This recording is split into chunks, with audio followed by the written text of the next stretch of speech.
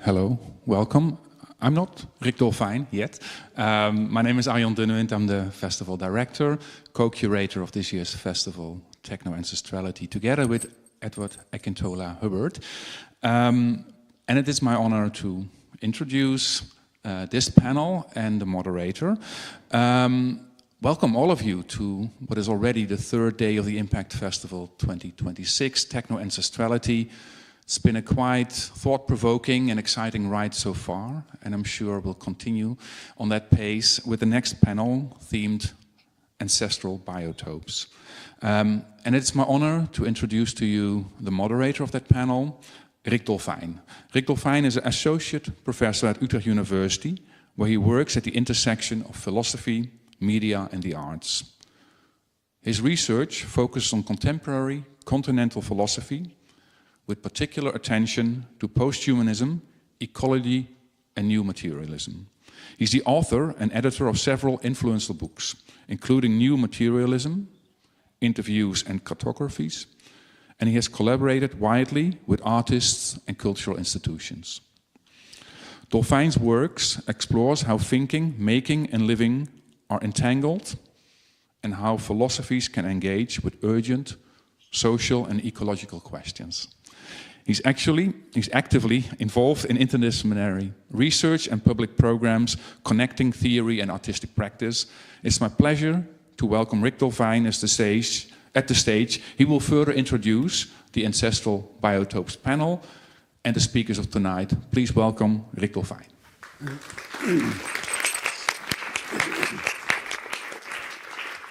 I don't know if I have to stand here, but thank you for the kind introduction. We have a very interesting panel here on ancestral biotopes. So we will actually do some serious traveling around the globe, and we will look at different environments from a more than human perspective, and try to understand a bit of how different traditions in knowledge, how different ideas about the humans, about the earth, about life, how they are entangled, and how we can learn from that. In the Western world, of course, we have a long tradition of thinking in terms of opposites, of contradictions, like man and animal, as if there is something different, or man and nature, or culture and nature. We can think of many of these oppositions. Although we've also had enough thinkers and practitioners and artists that show us that the world actually works differently. But especially nowadays, in times of ecological crises, it is of the greatest importance, of course, to learn more about how different traditions in knowledge look at these issues, and especially also the concept of technology, which has been so strongly dominated by modern insights and the Western ideas about the ideal futures and all that. So I'm very happy that in this panel we can actually think about these more than human environments, think about ancestral biotopes, and we have three guests that will help us here. I will introduce the guests very briefly, and then we'll have a talk, and we'll do that 3 times. Afterwards, we have a small discussion here, so me together with the 3 speakers, and then we will open it up to the audience. So that will happen. So our first speaker will be online. I hope that the black screen now, yeah, it happens. Is Tabitha Rezaria. She's also later in the program active. She's a French new media artist, French, Guyanese, and Danish descent. A very nice title that I like very much, a health tech political therapist. So this is actually what we need right now, combining health and technology and politics, of course, so rethinking the colonial, rethinking extractivism and all that. And she's also a Kemetic and Kundalini yoga teacher.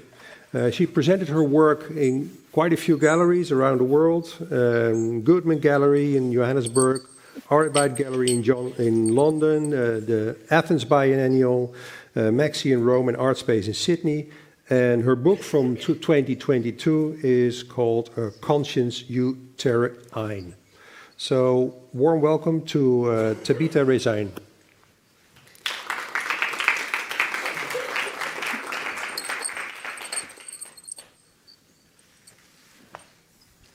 Hi everybody, thank you for having me here. Can you hear me okay? Yes, I think it works. Yeah, okay. So I'll talk to you about today Amakaba, which is a project that I started in 2020. It's in between a sacred forest, a pedagogical farm, and a space of experiment, of social cultural experimentation, let me say. So I'll guide you through what we do to explain our cosmovision and how we relate to the forest. So also I don't have a clicker, so I'll do a little like this for next slide. It might be disturbing, yes. So Amakaba is based in French Guyana, where I live. So many people do not know where that is. So it's a small piece of land in between Brazil and Suriname in South America. And it's also the only place yet not to be independent in the South American continent. So we're still a part of France. And hopefully that will change soon. So we really exist within a colonial framework, and the access to land is quite complicated. 90% of the land belongs to France. So, I mean, a lot of things are, let me say, complex because of that situation. But Amakaba exists within this context and try to respond to it in a way to create a space for remembrance, for connection, for resistance, for defiance. And a space that is anchored in traditional cosmogonies and in a way of relating to the forest beyond extractivism, beyond that is more relational, let me say, or in reciprocal. So at the heart of Amakaba is 3 dimensions that we operate within. It's earth, body, sky. And we try to do this through art, to really share the wisdom of the earth, the body, and the sky through art, science, and spirituality. And most of our gesture and action is really about care, transmission, and celebration. So I'll walk you through a little bit of what we do in each of those areas. In the earth area, like we have on the farm, there's a cacao farm, there's different pedagogical gardens, one for womb health, one for natural dyes, and we have also a traditional fruit area, and everything is very participative. And we try to involve different communities, different people from French Guyana, different, everybody's welcome basically. Whether you know how to farm or not, the point is really to open up, to repair that relationship with the land, with the forest. And we're on a little mountain in front of the sea. It's very beautiful. And so we have an ancestral cacao farm. So we're kind of the custodian of that farm, of that plantation. It's about 100 to 200 years old. So on the mountain that we are, the Mayuri mountain, it was previously indigenous territory. And then when the European came, they converted that mountain into a slavery agriculture area, you know, so there was a lot of coffee, cacao, indigo, ruku, sugar. And so now the plantation that we occupy, that we take care of, could it potentially a remnant of those cacao, or maybe it has been planted a little later by some descendants, you know, of enslaved, freed enslaved people. So it's very meaningful to us, you know, to add another layer to that history, to try and repair the relationship of the land, and to try and also nurture the spirits of that forest, you know, and the ancestors that have died there, that have been exploited on this land, that have related to those plants in, unwillingly, potentially. And now for us to go and to harvest those cacao with an intention of healing very much. So that's the farming students. We collaborate with the farming school, you know, sometimes with other institution, like women victims of gender-based violence can come, or like indigenous youth who are removed from their villages forcefully, because in French, you know, you have to go to school. So some people from the village, they are brought to the cities, you know. Well, that's another story, but like completely like separated from their communities, from their tradition, and then sent back at 18. They don't speak their language, they don't know their rituals or their culture. So it's a huge issue. But anyway, so sometimes bringing those youth on the land so that they can, you know, be in the forest. So that's little example of, you know, like our gardens, little pictures, and all the gardens in space are also ritual space. So for instance, like a womb garden, womb medicinal plants, you know, we use it for like pregnancies, first menstruation, as a place to share knowledge, but also to do some rituals and to honor passage, you know, and transitions of life. And our dye garden, we use it also for like transformation on the cacao farm before each harvest, plantation, transformation. We do offering to the spirit of the land. We have 2 garden trees, a big kapok tree and a big ficus, which we call grandmother. Kapok is grandfather, and they're the guardian of the land. And they take care of us and we take care of them in return. So that's pictures of our medicinal plant garden. And we also have a little forest school that we run for 2 years, like with kids who go to our home school. So they came to the land. So that's dye garden picture. And they come to the land and do dyeing, farming, planting, harvesting cacao. And it's very important for us to involve the youth, you know, and allow them to learn from the forest and to have the forest really as a teacher, you know, to have a kind of education that is rooted in the country's traditions. So that earth-wise, let me say in very brief. And body-wise, I guess our main focus is womb wisdom and like movement medicine and cooking.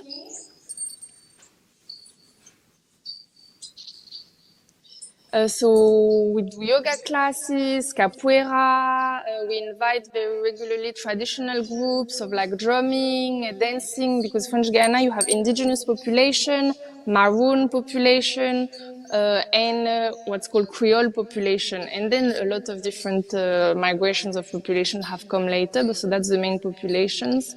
And so we try to invite different communities, to do, you know, traditional drum for the cacao, for the forest. So, because cacaos, they love drum.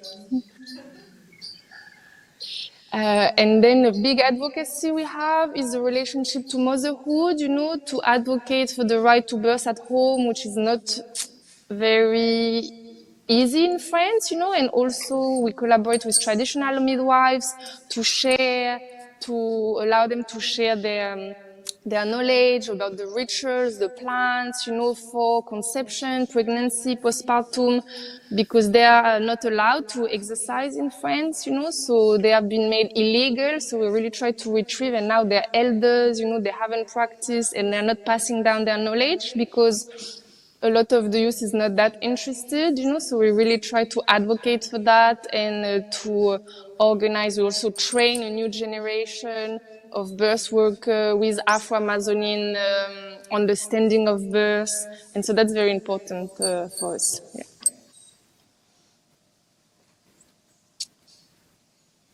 And food-wise as well, so we do a lot of communal meal, communal cooking, plant-based eating to promote the wealth of the forest, that the forest allows us to eat, to build. We do a lot of also communal building with wood, you know, with palm leaves. Like we can heal, have medicine from the forest. You dye your clothes, you make clothes with cotton. I mean, it's so, generous. So we really try to bring that on. And sky-wise, so it goes in between cosmogony and astronomy and celebration of the cycle. So we try to be really in sync as much as possible with the cycle of the sky. So honoring like the moon cycle, especially concerning planting, harvesting, like weeding, trying to be aligned with the moon. And the sun, we celebrate every solstice, every equinox, and we do big community celebration with like big shared meals, like rituals to bring community together, but to have a moment for the spirit of the forest where we do libation, where we do offerings, where we gather and we also process whatever is going on within our community and within the people that come and support us. And we've done this project, for instance, called Carbe Planetarium. We would invite an elder on the land to talk about like the big kapok, which is the big sacred tree in French Guiana. So they would share stories, so it's nights of storytelling. And we have also telescope, for people to go and look at different alignments of planets. And we had also traveled in different villages of French Guiana to do those evenings, with the elders and to really, I don't know how I can say, but honor the stories, the sacred stories of our land and the different ways of connecting to the sky, because you may not know, but French Guiana is the home of the European Space Center. So a lot of like European rockets and satellites lives from French Guiana, even like NASA is now using like our launch pad. So what does it mean to be at the center of global spatial politics, but at the same time, we also have our own ways of traveling through the cosmos, maybe through sacred trees, through spirits of the water, spirit of the forest, through different shamanic practices or different ways, and that's what we really try to honor and to invoke and to share and transmit, because our relationship to the land, to the forest, is not only like farming, but it's related to the stories of the cosmos, it's related to the stories of the womb, because we're all one interdependent entities, we are influenced by the movement of the skies, we are dependent on the movement of the water, of what's happening beneath the earth, of our ancestors that are still here with us, and we need to include them. So I guess Amakaba is really about the sacredness of the forest in all its dimensions and all the communities that it holds, visible and invisible. So that's all for a very short presentation. And that's our kapok tree. Yes. Thank you. Thank you very much for a beautiful presentation and some nice visuals. A short question afterwards. Of course, I'm interested also in education, and I teach at a university, and I know that 90% of the universities around the globe, they have the same curriculum in many ways. So I'm always happy to hear that there are all these other initiatives that show that there are different kinds of knowledge which are so difficult to bring into universities. So I'd love to hear more. We don't have that much time, but briefly on the schooling part. And I mean, you talked about it already, but also is it difficult to set up something like that in French Guiana? And do people at university listen to what you have to say, and what kind of people come there? I'm just curious. I mean, difficult because we operate within French law, you know, so us is not an official school. It's just like we receive like people, I guess, who are already outside of the school system, which is people who have chosen to homeschool their kids, you know, so there's more flexibility there. So that's why we were allowed to, able to organize that little school for 2 years, you know, with parents who I guess were already in, process, you know, of wanting a different kind of education for their children. But then we have a lot of schools that ask, you know, to come and visit the farm, to come and do activities. So there is that willingness. I mean, French Guiana is 95% forest, you know, only 5% of the country is inhabited, you know. So the forest is everywhere, but yet, you know, people are very separated from it, you know, and we're kind of close to urban areas, so it makes it easy. So, but I guess it's one-off, they want to do an outing, so it's not yet really integrated. And I guess hopefully one day we can be a proper school, you know, to really have like the forest be the teacher, because that's how it used to be and how it can still be with a bit of courage and determination. Thank you very much. Yeah, I think it's very important, and it's a global thing. We in the Netherlands we all live in a swamp, and no one knows or no one cares. And there's at university, people don't pay too much attention to that. So I think it's very beautiful that that there are other ways of doing education where you actually are involved with the earth that you live on, and that you try to understand how that works and what our role is in relation to that. For sure. And also I think it's important that is intergenerational, you know, like, because that's how you learn from different generations, you know, from people who have been on the earth before you know, you learn from your ancestors, you learn from the spirit, you learn from the young ones as well, you know. In our little school, we were from 3 years old to 17, you know, and then there's, you know, volunteers until 70 years old, you know, who come and help. So I think that's also what we have lost, you know, from like a village or community centered way of transmission, you know, to like a formal education. And I think it's very important to bring that back and to bring the elders back at the center of transmission. Okay, thank you very much. I hope you can stay with us a bit. I don't know how that works, but there's other people more knowledgeable. And then I would like to introduce the second speaker.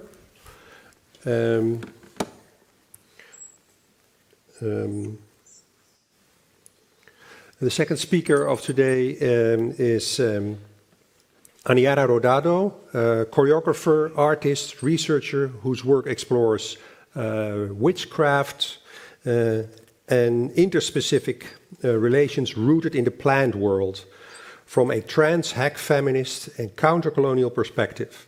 Her choreographic practice extends beyond dance and the human body to question the ecological crisis, techno-scientific fetishism, and hegemonic forces that standardize ways of living, bodies, alliances, and knowledge. The talk will be done in Spanish, but we have an interpreter here. So, yes, if you please can come forward, and then ¿Quieres poner al lado mío? Prefiero.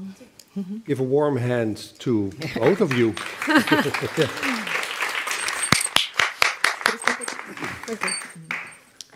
Bien, buenos días a todo el mundo, encantada de estar aquí. Good morning everybody, I'm really happy to be here. Voy a empezar haciendo una digresión del concepto biológico de biotopo. I will begin by doing a digression from the concept of a biotope.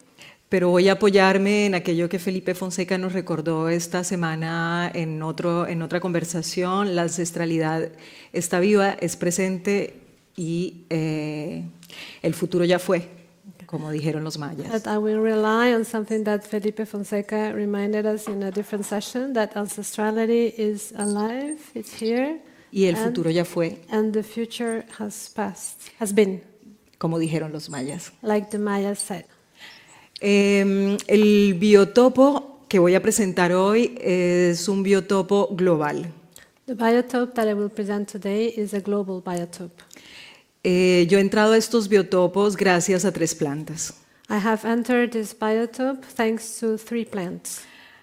Los 3 biotopos, que son 1, The 3 biotopes that are 1 tienen en común el hecho de de tener suelos pobres, have in common that they have poor soils, de ser resistentes al calor y al sol que pega, that are resistant to heat and to the sun that hits them. Yeah.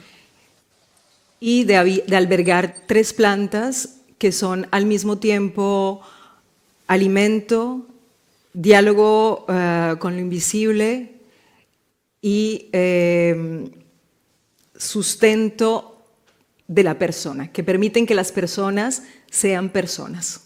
Okay, and that they host 3 plants that are 3 things. So food, and then again. Sustento de las personas, ¿no? Yeah, that they sustain people. They Sí, sustain en el people sentido, to be people. exacto, right? en el sentido And hacen personas. that promote a dialogue with the invisible. Exacto. Y también que las 3 son utilizadas para de alguna manera facilitar la comunicación y de alguna manera entrar en trance. And the 3 plants are used to somehow facilitate communication and in a certain way enter into a trance. La primera de ellas es el agave. The first one is the agave. El agave es una planta de la cual se hace el pulque, ¿no? Fue llamada el árbol de las maravillas porque permite construir, embriagarse, nutrirse.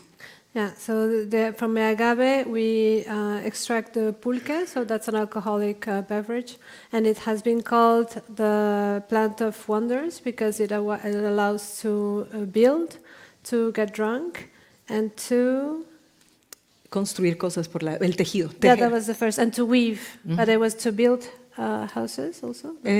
Sí, podías hacer tejidos. But the piezas first para- one was Lo olvidé ya. I forget. Okay. And maybe, Bien, en todo caso aquí tenemos una imagen de la diosa del pulque prehispánica, que es también la diosa del agave, ¿no? Siempre con esta conexión cielo y tierra. so that's the goddess, the pre-Hispanic goddess of the pulque that you can see here. Y en el 2023 estuvimos en Ciudad de México trabajando con el Jardín Botánico de la UNAM, con el doctor Abigail, que es una de las personas, de los especialistas del agave en el mundo. Okay, so in 2003 we were in Mexico City at Mexico's National University in the Botanical Garden with Professor Abigail, who is one of the experts in the study of agave. Y convocamos a un grupo de 20 personas de diferentes disciplinas We gathered a group of 20 people from different disciplines para trabajar alrededor del agave desde el punto de vista científico, pero también con una serie de campesinos que están tratando de cuidar el agave porque en este momento hay un problema muy, muy serio de pérdida de biodiversidad de los agaves. So in this group you had scientists, but also farmers, peasants, who are also caring for the agave because at the moment there is a very serious problem of loss of diversity in agave population. La principal razón de esa pérdida de diversidad es porque al mundo global le encanta el mezcal y el tequila. The first cause for this loss of diversity is because the global world likes mezcal and tequila. Pero el agave, más allá de esta pasión global por el mezcal y por el tequila, tiene una historia muy sangrienta y esta es otra de las razones por las cuales estos 3 biotopos son biotopos globales. La guerra hace parte de esos biotopos. So, but beyond this passion for mezcal and tequila, agave has a very bloody history, and this is why these 3 biotopes are global biotopes, because war is part of this history. En la mitad del siglo XIX hasta principios del siglo XX se desarrollaron en Yucatán, en México, y bueno, una parte en Guatemala y en Belice también, lo que se llamó la Guerra de las Castas, que fue una guerra entre los mayas y los colonos por la tierra. Básicamente formación de grandes haciendas para cultivar Heineken, una variedad de agave. Yeah, so between the 19th century until the early 20th century, there was in southern Mexico, but also Guatemala, there was a war between the Mayas and the colonos, so the Spaniards, the descendants of the Spaniards, for the land. Because the land was organized in big haciendas, big farmlands, controlled by the colonos, and in these farmlands they will cultivate Heineken. So there's a variety of agave used for fabric. Sí. Pero ese agave, ese Heineken, esa fibra, era necesaria para el norte global, para la revolución industrial y para la Primera Guerra Mundial. But this fiber was necessary for the global north, for the Industrial Revolution and the First World War. Entonces hicimos una pieza recuperando esta idea de los saberes de los tejidos del agave que se están perdiendo en México también y haciendo una llamada para reclamar la defensa de la biodiversidad de los agaves, y invocando también a los murciélagos, que son los polinizadores. So we made a piece to draw attention to this knowledge about the weavings and the fabrics that was being lost, but also to call attention to other actors. Sorry, I'm bringing my of this the relation, including, for instance, bats that are very important for the pollinization of the agave. Bien. Bueno, hay algunas imágenes de la instalación, que era un tejido de agave con una gran variedad de plantas medicinales locales mexicanas. So these are some of the images of the installation that consisted of fibers of agave mixed with a lot of different medicinal plants of traditional use in Mexico. Bien. La segunda planta que convoca este biotopo global es la coca. The second plant that which we can think of this global biotopes is the coca, the leaf of coca. Evidentemente es una planta que nutre, evidentemente es una planta que facilita la comunicación y que endulza la palabra. It's obviously a plant that nourishes and that facilitates communication and sweetens the word. Y que está en una guerra global desde hace muchísimo tiempo, que se ha llamado la guerra contra las drogas. And it's entangled in a global war that has been taking place for a long time, that has been called the war on drugs. Y aprovecho para contar que Bolivia y Colombia están luchando activamente para sacarla de la lista donde se encuentra, al lado de moléculas como la heroína, por ejemplo. And I take advantage to mention that Bolivia and Colombia are trying to remove the plant of coca from the list of drugs and from a list where it's next to drugs like heroin. Hace 15 días se depositó ante la UNESCO esa petición. 15 days ago, the petition was submitted by the UNESCO. Yo soy mestiza, no tengo una tradición digamos, como las comunidades indígenas en los Andes y en el Caribe colombiano o en el Amazonas, pero tengo una historia que se teje con los cultivos de la planta de la coca, gracias a las guerras de los campesinos y de los comerciantes de las zonas cocaleras que producían coca para la cocaína. Okay, so I am mestiza. I don't have a history with coca like indigenous communities and communities from the Andes, but my story is more linked to in the histories of peasants that were enrolled in cultivation of coca for the drug cartels, right? Yeah. Porque mi papá era portavoz de la lucha contra las fumigaciones aéreas del glifosato en los años 90. Because my father was a speaker for the movement against the massive spraying of glyphosate to end the cultivation of coca. Y bueno, entonces esta es una pieza que se realiza sobre un tapete de hojas de banano, que es otra planta que comparte, bueno, Etienne lo citaba ayer, con la coca, la contaminación aérea Yeah. So this is a piece that's done also with banana leaves, and banana the banana plant shares also this history of intoxication by spraying of pesticides and herbicides. Y la tercera planta es la coca, que es lo que estamos, el work in progress que estamos mostrando en este festival. Perdón, la yuca.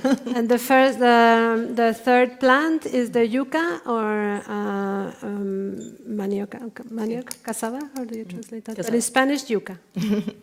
Que es una, bueno, la historia está contada en Badcamp, les invito porque no tengo mucho tiempo para hablar, pero es una planta que también, uno de los usos que en la región donde yo hice la residencia se está perdiendo más, es la fabricación de la chicha, que es la bebida ritual que permitía los bailes y las festividades de abundancia. The story will be told in a series of images because we don't have a lot of time, but one of the ritual uses that is being lost, traditional uses, is the use of manioc or yuca in the preparation of chicha. That's one traditional beverage used for dancing and rituals. Y mientras los pueblos de la yuca transforman el veneno en alimento, en esta región encontramos coltán. Tengo muchas ganas de hablar con congoastronautas porque algo tenemos que hacer entre la mamá cassava, la ancestra que está en África, ¿no? Porque este viaje de la yuca empezó hace 500 años. And while the communities transform the poison in food, because there is a high content of toxic element, right, in the cassava. I also want to talk about coltán, the extraction of coltán, and I would like to discuss with someone who is doing work in the Congo, and you'll meet each other. Y la explotación de oro. Entonces el tiempo está muy corto, me queda un minuto, pero lo que quiero decir con esta denominar arbitrariamente estos biotopos como biotopos globales es un intento de pedir justicia global por los biotopos originales de estas plantas. So what I want to say very briefly is the arbitrary decision of naming these biotopes as global biotopes is also a way of demanding justice for the biotopes, the original biotopes of these areas. Sí. Y por biotopo efectivamente entendemos lo invisible, lo visible, los seres humanos que están allá adentro, las bacterias, el suelo, el aire. And by biotope, of course, we understand the visible, the invisible, the human beings are there, bacteria, and the wind. Y muchas gracias que se acabó el tiempo. And thank you very much.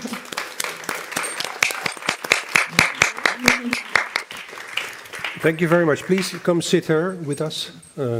Mariana. Yeah, you both, please. One short question. Thank you very much. Also in this talk, it was very obvious that our interest in ancestral knowledge and in knowledge that has a long tradition that did not receive a lot of attention for the past 200 years, but it is now being kind of revitalized. I think it's very important in this talk and also in the other talk, by the way, that we see that this is not about a romantic longing to previous situations, but it's really about engaging this knowledge into contemporary society and really do, for instance, plant thinking, which now also step by step is also done in contemporary philosophy. Plant thinking, taking that position by showing how this is a very different perspective, a very important perspective for us all, also for humans. And therefore, through art, through academia, through writing, and you practice all of that, it should somehow play a bigger role also in the public debate. So my question, I'll try to keep it short, is does this also more and more play a role in the public debates in Latin America, in Middle America, in the discussions that you are involved in? ¿En qué discusiones estoy envuelta? No, sí, todo, o sea, que la idea, lo que comparten estas pláticas es que la idea no es regresar a una realidad romantizada de hace 200 años, pero realmente pensar lo que está sucediendo actualmente. Y entonces, y que esto en la universidad se traduce, tal vez por ejemplo en filosofía, en que el pensamiento con las plantas ocupa un lugar cada vez mayor. Y lo que quiero saber es si tú observas eso en América Latina, este tipo de discusiones, de qué manera están impactando o apareciendo en el debate público. Por eso citaba el dossier que Colombia acaba de depositar en la UNESCO para defender la planta de la coca, ¿no? Y los usos tradicionales y los usos de innovación, ¿no? Como para nutrir animales, hacer, no sé, ¿cómo se dice? Animal food. Sí, bueno, So that's where you were making reference, citing this petition to remove the coca leaf from the list of drugs submitted to the UNESCO, and also some documents or some documents about how innovative, quote-unquote, uses of plants like manioc and other plants. Right? Y ahí yo estoy convencida de que hay procesos de los ecosistemas acompañados por plantas que son muy importantes en la vida en este momento y que están activos. So I'm convinced that the processes in ecosystemic life are very important and very active. Pero la lucha es durísima porque existen voluntades también de ciertos gobiernos de controlar las semillas, los cultivos muchísimo proliferan, sigue habiendo lucha por los territorios. Entonces yo creo que está activo, está vivo en mitad de la escapa, ¿no? Las plantas han estado siempre animando estos debates y estas luchas, pero las situaciones de tensión es difícil. So plants have always been animated with kinds of struggle for other uses of these plants, but it's difficult because this is done in a context where governments, for instance, control the use of seeds, and monocultures are the largely dominant model of agriculture. Y esta tarde hablaremos un poco más sobre qué está pasando también con la yuca en general. Les invito a la conversación que tendremos al lado de la instalación hoy, pero sí, es una conversación interesante. También por esta cuestión de la inteligencia de las plantas, a mí me gusta siempre hablar mucho más de la potencia química y de la sensorialidad, la hipersensorialidad que compartimos con las plantas, ¿no? So we'll go more into detail with what happens with manioc in this afternoon. There is a talk that will accompany the installation. But when we talk about plant intelligence, I usually prefer to talk more about the chemical potency and the sensoriality that plants have and that we share with them. Yeah. Very important topics, and it's good that it's addressed also in the afternoon. So thank you very much. We will now continue with the... No, sentémonos y dejamos. So we go back there? No, you can sit and relax. Okay. We will have a discussion afterwards, so it's good. We will have a third speaker now. Angelina Kumar is an artist, researcher, and educator from India. Her practice weaves together the themes of the commons, sustainability, and regeneration, bringing ecological questions to life through playful, site-specific explorations. By shaping collaborations across disciplines and crafting artistic interventions, she nurtures connections that imagine healthier, more balanced ecosystems. The stage is for you. Thank you. I'm going to stand here. Does the clicker work?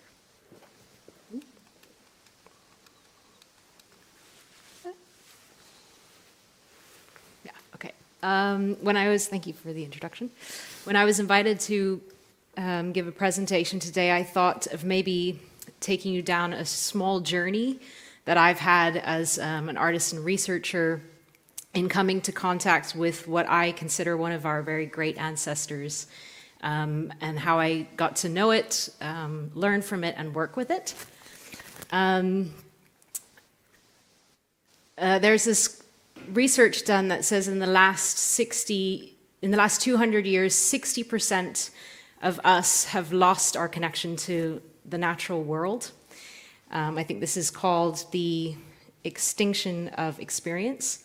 And I distinctly had this experience when it was COVID time, when everything was about being on the screen, from our work to also hanging out with friends and our time off, and it was just super overwhelming. So I created a short film called Mango and Me, and it was just a very simple film that was without any prompts, just following a young child through the natural realm and seeing it just kind of talk to the trees and the plants in this very childlike, very free way. And it reminded me that we are all born with this wonder, you know, this natural connection to explore the world around us. And I wanted to have that again myself. So I made an installation called the Reflection Pods.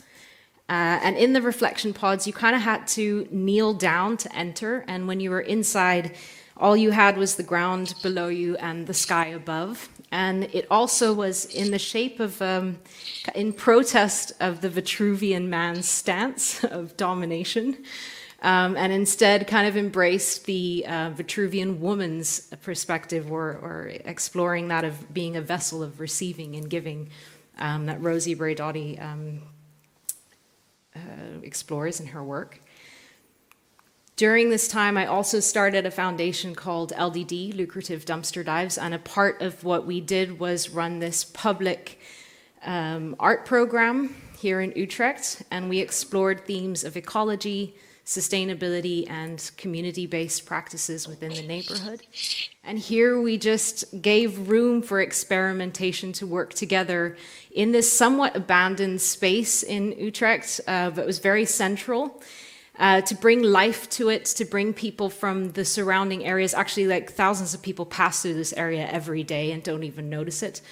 So we explored having a food garden there, films and festivals. And one of the festivals that we hosted was called Feestje Fit. And it explored the themes of your physical health and well-being, your mental health and well-being, and the physical health and well-being of our planet, and how this is so interconnected all together. It was also during this time that I started a project with a friend of mine that originated in India called the Waste Bar. We decided to bring the Waste Bar from the beaches of Goa here to the Netherlands. And the core goal of the Waste Bar was to raise awareness in a very fun and playful way to the general public about how we treat this planet as kind of like a large garbage bin. We just toss things in, we don't think about it, and in particular cigarette butts, which is not even considered waste, or litter. And at the Waste Bar, you could pay with street litter, and we of course made it the most way that you could pay was with cigarette butts, for a drink or a poffertje, which is these Dutch little pancakes or other healthy snacks. And we set this goal to collect 500,000 cigarettes from across the Netherlands, from the beaches and the cities. And this momentum over 2 years really built. We started working together with cleanup initiatives. We were at festivals and events, and the Koningsdag, King's Day, or Queen's Day. And we actually reached this goal of collecting 500,000 cigarettes through all this participation. And it was actually during this time that I then came in contact with this ancestor, because I was given the challenge to work with the 500,000 cigarettes. So I spent a little bit of time working in labs, trying out different tests and experiments, and then that's when I came in contact with mycelium. And mycelium, for those of you who are not yet acquainted with it, or soon getting acquainted with it, is this living organism that has been around between 700 and 800 million years old. It lives in the ecosystem, and long before us, it was breaking open the rocks when the atmosphere was super toxic on our planet, and making a symbiotic relationship with algae and bringing the algae from the aquatic world onto land. And then together in their symbiotic relationship, they turned the toxic air into the oxygen that we now breathe.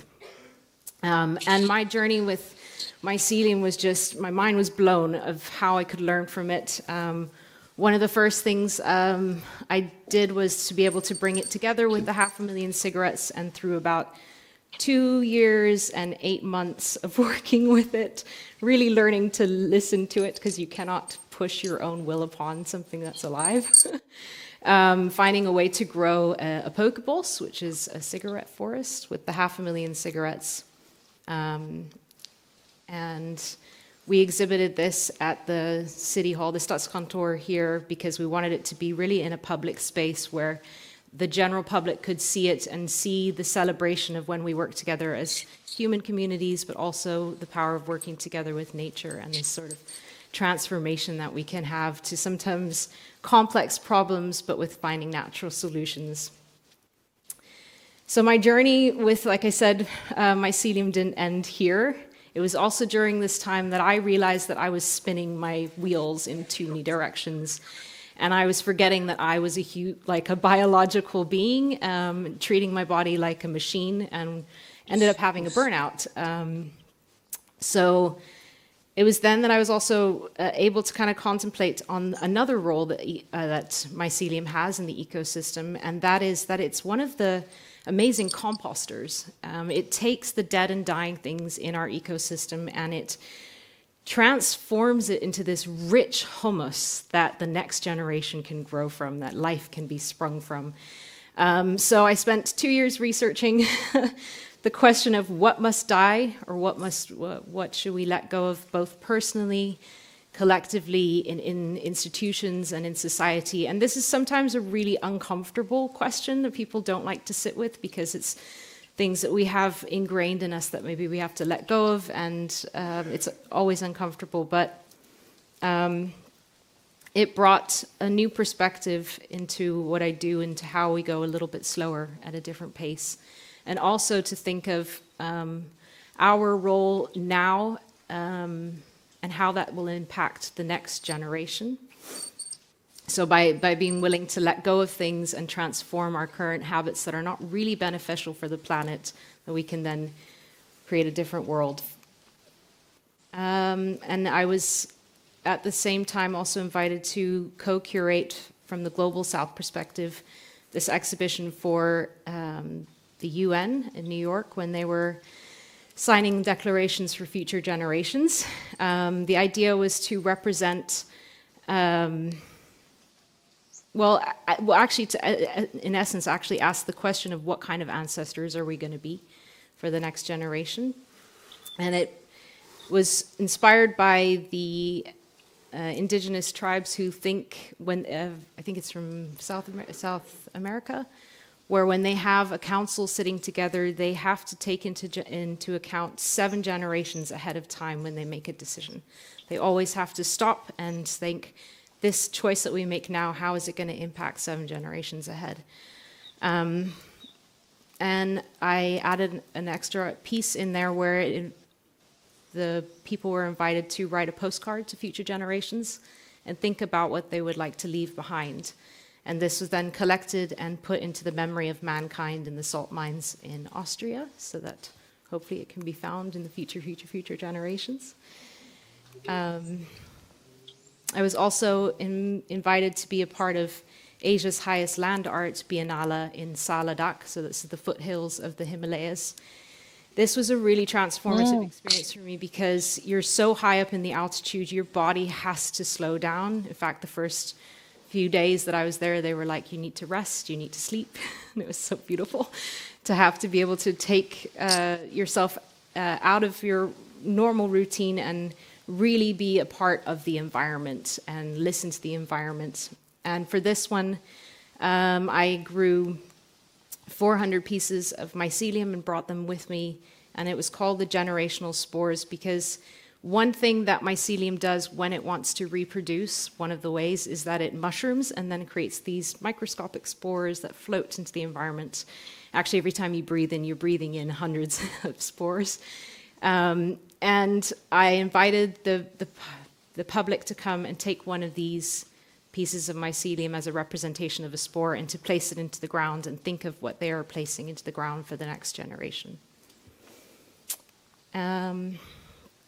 this leads me to my final piece, which is my latest work, and it's also here at the IMPAKT Festival, and it's called Kindness Foragers. It's focusing mainly on the interconnection that mycelium has under the ground within the ecosystem of passing nutrients and messages between trees and plants and creating this mutually beneficial relationship under the ground, and how we too as society actually have that. We have lots of acts of kindness and care between humans and non-humans that go unnoticed every single day. And so the piece invites people to kind of become kindness foragers and recall acts of kindness and document them and make this sort of invisible network become visible.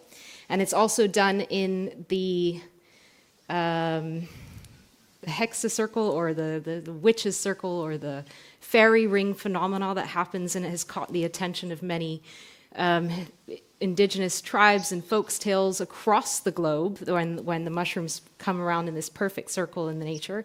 And there's all these tales of magic and mystery around this phenomena, and I thought that maybe it would be really beautiful if we create together some new magic and mystery of kindness for the next generations, weave it together. And that's what this piece is about. That's my pick. Thank you very much. Yeah, you can join us.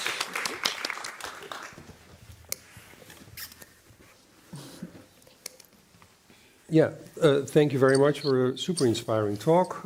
Also, I'm very much intrigued also in... Actually, we are all now talking about plant thinking and about also future generations. So it's very nice that you kind of started with that already. Kind of how do we think 7 generations ahead? And I would like to start with you, but then we can also kind of open up the discussion a bit on, you mentioned also mycelium, which is also very popular nowadays, and to see how powerful and how unexpected this form of life actually is, and what kind of memory is in that. Yeah. So I'm very curious, and maybe you can answer that first, and then we can also talk about other forms of plant thinking, or you can also call it biochemistry in that sense. Thinking is our word in that sense, of course. But if you, I mean, what will we be surprised about when it comes to plant thinking in that sense? So how are plants, because we are still very human and we still like to take care of the planet and to restore things, and at the same time, these plants have very different agendas and they do their own thing, and they will surprise us more and more, I guess. So I'm very curious on your findings on that, and how you open up for that. Yeah. Well, I think what I found is that it has its own time and rhythm. I mean, it's going to outlast us for sure. It's already been there before, and we don't really have to worry, I think, too much about, definitely not mycelium survival. It's more about our own and from learning through it. One thing that I've come to realize is that there's so much we can learn from them, because there's so many different angles and perspectives that are very human that we, like you said, like place upon them. But if we take the time to slow down and more observe and follow their rhythm and their pattern and the way they operate in the ecosystem, first by being an observer, I think, and then following through small actions, maybe then we can start to get a glimpse of how they transform this planet silently and daily, really. And it's been going on exactly always, yeah. and we just didn't know. We just need to observe it. And I think it's also about really slowing down. I think that's one thing I've learned a lot is this slowing down and observing, and also being willing to take the small, everyday, consistent steps to change our patterns, because we're still so ingrained in being human and imprinting it upon other beings, that if we take that time to shift the perspective and observe and learn, that's more transformative, I think, or powerful. It's hard, it's difficult. And how is art helping there? I mean, maybe not art in general, just your work and the kind of work that you envision? How is that going to help us in that? I think my work is always participatory, and I try and make it in a way that the knowledge that I learn from the scientific world or the bio world is not dumbed down when it's translated into a larger audience, but made in a way that is accessible, playful, and sparks curiosity for more desire to get to know more things. So I think art can play that role, and I try and use my practice in that way as well. So using it as a portal to be like, come hither, come know more. Yeah. Maybe we can now. I'm very happy that you're still here, Tabitha, in the form of a big screen. But can you say something about the way cacao plants and all the other grandmothers and grandfathers that you have in your vicinity, and I'm talking about plants now, how they teach us and what unexpected types of action we can expect from them?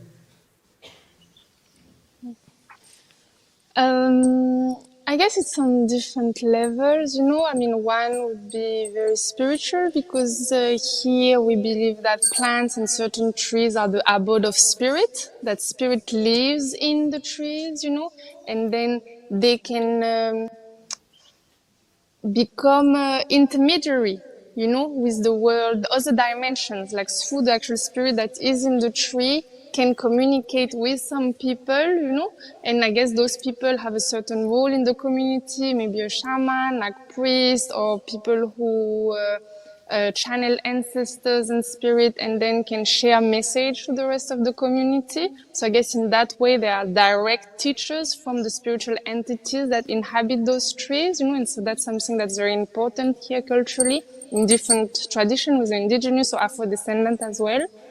So I'd say that's the main way to learn from the trees, but spiritually. And I guess in a different way, it's more like the forest, I'd say, is really much a mirror somehow. It shows you where you're not in sync, like with the rhythm of the forest, with a more cosmic rhythm. And it... like, I don't know, I can say a little example, you know, of when we were working on, maybe 5 years ago, a nursery of cacao trees, you know, and I realized I was supposed to water them daily, and maybe for months I watered them daily, and then one day it was dry season, I did not. Then the next day I did not, and then I need to go water the plant, and I did not, and the more I felt, oh my God, I need to water the plant, I need to water, the more I wouldn't, you know, and then it took me 1 week to go, and then I realized they all died, and I was so devastated, you know, it was 400 cacao babies, you know.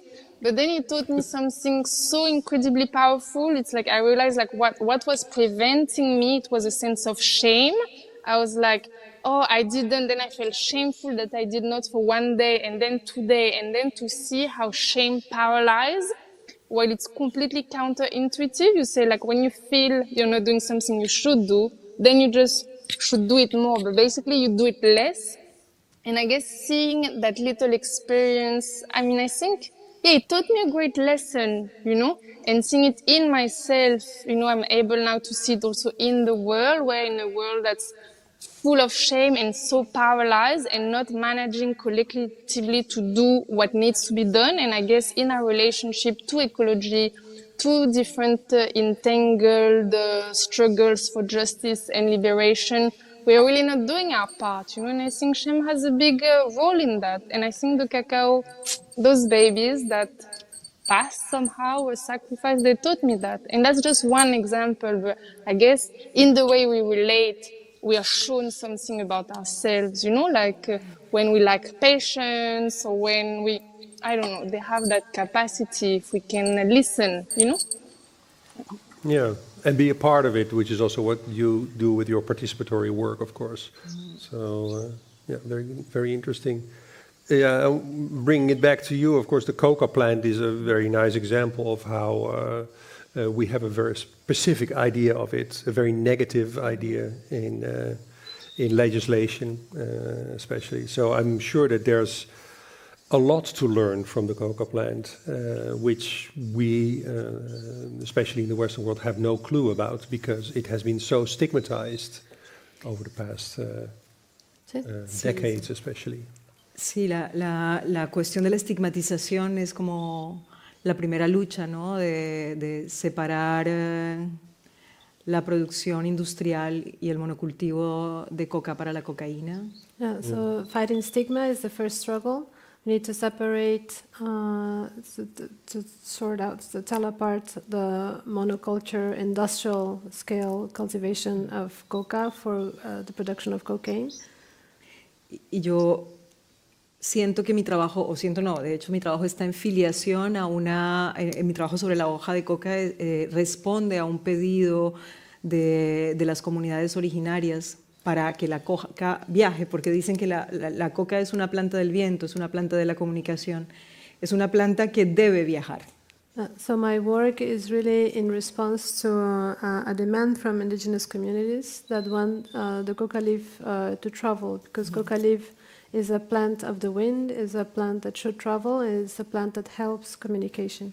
Para comunicar y para trabajar. Entonces, la idea es que el pedido de los pueblos de la coca es que ahora debe viajar por lo que es, pero hay que primero tumbar esa ley para que la planta pueda viajar. So the plants it's aimed at traveling and it's also used to work. And the demand of the people of the coca leaf is that the plant should travel for what it is, for what has traditionally been. But first, it has to change its legal status globally so that it can travel otherwise. Y quisiera volver un poco más a la trilogía, a estas tres plantas y cómo la relación transespecie con esta planta pasa claramente por el cultivo, pero sobre todo por todos los gestos, las tecnologías y la transformación química para poder consumirla. Yeah, so I'd like to go back to this trilogy of plants and to say that the trans-specific relation with the plants, it happens through cultivation, but also through techniques and reactions, right? Chemical reactions that need to happen in order to be able to work with these plants. Y creo que es en esta relación de hacer todo para que yo pueda incorporarla, es decir, hacer entrarla en mi cuerpo, ser también planta a través de este consumo, ¿no? Yeah, so it is in this process of transforming the plant so that it can enter my body and I can also become plant, be a plant somehow. Is that this relation happens? Sí, es una transmutación mucho menos fantasista de el pan y el vino en la sangre y el cuerpo de Cristo, pero es una manera de incorporar los espíritus también, ¿no? It's another kind of a transformation. That's fantastic that the bread and the wine and the blood in the body of Christ, but very. But it's also, of course, But there is another way of incorporating the spirit into ourselves. Yeah, but this is also a kind of separation that was somehow institutionalized, especially through modernity, that, for instance, religion is something else than biochemistry, and biochemistry is something else than our idea of thinking. It's a structure of thought that in other traditions of knowledge is completely different. So starting from a kind of relational perspective allows you also to mix them two and to show that what we call thinking, you can also call it biochemistry or reactions of something, or some kind of exchange. It doesn't matter too much what kind of word you make use of in that sense. It's just trying to show all these connections and trying to show that in other traditions of thought, there's a much more richer way of seeing how far reaching these connections are. I don't know if we have time for this, but I would like to have a few questions from the audience. Is that allowed still, or is that one? Yes? Yes. Okay, so audience, do you have any questions for this? For the very interesting topics that have been addressed here? I'm sorry I have to look like this because it's quite Put our hats on. bright. Any questions concerning the... Yes? Please stand up and say who you are. And Fabi Borges from Brazil. Congratulations to all of you. It's very interesting topics. Aniara, I would like you talk a little bit more about these workers of coca, and you show it, and I think you talk very fast about that. And how was it? How is this relation? What's happened with them? And just for finish, I remember when I was in Platoedro in Medellin, we were with these students making a workshop, and they said, Pablo Escobar no murió, Pablo Escobar está vivo, viva Pablo Escobar. Please. Ay, yo no diría viva Pablo Escobar, por suerte está muerto, pero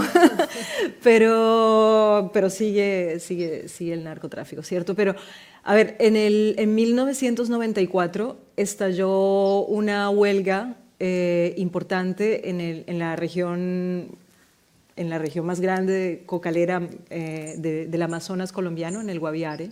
So in 1994, a huge strike took place in the largest cocalera region, so the largest region producer of coca in Colombia. So the region? Guaviare. Guaviare. Es una región, pues es una situación muy compleja porque no es el caso de Bolivia, donde los cocaleros y las cocaleras están organizadas, hay una base política indígena. No, aquí eran colonos pobres desplazados por la violencia pidiendo que no siguieran asesinándolos con el glifosato. So it was a different context that the situation in Bolivia, where producers of coca, indigenous, are very organized, and there is a political basis to this organization as well. So in the case of Colombia, there were poor colonos that were displaced from the sites of living because of the war. The civil war and also the violence related to drug cartels. Entonces hay como varias capas de opresiones en ese proceso. And then, sorry, and then they were protesting. So the strike was because they were protesting because they were being killed in the midst of this war. Yeah. Con el glifosato. And they were killed because of the glyphosate spraying, right? So glyphosate was being used to Ayer lo vimos un poco en la película que presentó Felipe, ¿no? Colombia ha sufrido más de 46 años de fumigaciones aéreas, incluso en este gobierno, ahora lo hacen con drones, constantes de Roundup, para Europa es el nombre comercial, de glifosato. Es un ecocidio dramático asociado a la planta de la coca que no muere, porque es resistente. So we saw it yesterday in the movie by Felipe. So Colombia has been the victim of spraying of glyphosate for 46 years. And it's even under this government, now it's done with drones. And it's so this glyphosate in Europe, it's known as Roundup, the product, and it's a complete ecocide. No sé si te contesté, Fabi. Sí. Are there any more questions? We've already passed time, but maybe a short one, yes? There's a thing coming your way, I don't know what it is, but... Thank you. I've got not a meta question, but a micro question. For the artist, sorry, for me at the left of the table, what kind of mycelium were you using? Reishi, which is a very healing, holistic mushroom mycelium. Yeah, but it wasn't a very straightforward. Let's use reishi. It was a test of which ones to use because each one has a different sort of makeup and reacts differently, and you have to kind of do a ton of experiments to see which was what the best match for what I wanted to do. So yeah, reishi. And did they really transform like the cigarette butts into like they? The process itself was more about being able to bring it together and show that mycelium has the capacity to break down toxins, which it does. But there's certain types that work better for completely biodegrading something as complex as a cigarette butt, because it's got celluloacetate in there and it's got thousands and thousands of chemicals. So that part in itself I wasn't able to maybe completely biodegrade the cigarettes completely, but it was at least able to show that there's a possibility that we can do this, because there are other also strains that can successfully completely biodegrade the cigarettes. Thank you. Yeah. Okay, one more. I'm looking at people who are supposed to stop me in the end, but one more is okay? One last one. Okay. Okay, yes. Thank you very much all for your inspiring work and sharings with us. I'm also quite specifically interested in one plant, because I work with indigo, and I heard you mention you have on your land, there was a practice of, and there was an indigo practice, but it was under enslaved circumstances. So I'm wondering, do you actually work with indigo, but also maybe if you're not also broader, because you all picked an organism to work with, so there's so many layers you can peel off, like historically and spiritually. But I'm really interested in how do you really connect to the spirit of the plant, and knowledge and background and histories help, and also frameworks of indigenous cultures who have worked with it. Like, how do you adapt these rituals and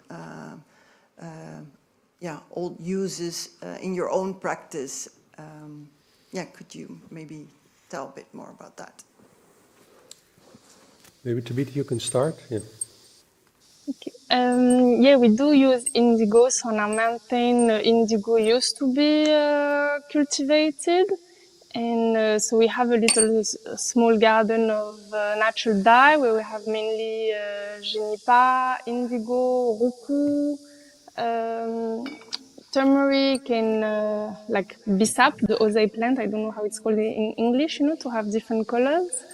And so for now we just harvest it, and then you do indigo workshops, because we do a lot of natural dye workshops, but we still not have extracted indigo from our leaf, do the fermentation process, because our shrubs are still a bit young, But I guess that's, we're waiting for the first indigo harvest, and so far we do our work with indigo, with other type of indigo. I go often to Nigeria as well, and I have worked with a lot of indigo elders there to learn adherent practice, and with the indigo bowls. I don't know if you're familiar with that form of indigo, and so we've done that here as well. So I guess it's always interesting for us, because we're in the Amazonian forest, but there is mainly Afro-descendant population and indigenous, to make a link with the African continent, the Americas, and the Caribbean, and see how the lineage of plants and practice have traveled, in our Afro-Amazonian context, because a lot of the practices and rituals and spirituality emerge from Africa, but in an Amazonian context, I guess it depends from which population you are, but me, my lineage is Creole, it's quite blended, indigenous and Afro-descendant. So trying to honor those lineage, and also politically, because there's a lot of trauma still, and a kind of conflict between communities, to try and have a space that include different lineage, and also a political relationship to the plant, to try and honor the spiritual lineages, and practices of a plant, and to face the historical context, you know, of slavery, what it did to our relationship to the land and to specific plants. And somehow, you know, in Amakaba, a lot of the plants that we work with are the heritage, you know, of like the colonial era, like cacao, indigo, cotton, and somehow those are the plants that called me, you know. So I guess it's also the ancestors in me who still live through some, you know, through that project, you know, and want to maybe relate differently to those plants, you know, and bring different dimensions. That's what I can say. Okay, thank you very much. I think we have to close now. So I would like to thank the speakers, Tabitha Reisere, Angelina Kumar, and Anyara Rodado. And I didn't even ask your name because you were a last-minute addition. But I'm very happy that you were able to help us here in the translation. So thank you very much for attending this talk. Up next, very important, we have some more interesting ancestral knowledge action, a screening, an artist talk, and a keynote. So be invited to join us there again. And for now, thank you all very much and enjoy your lunch. Yeah.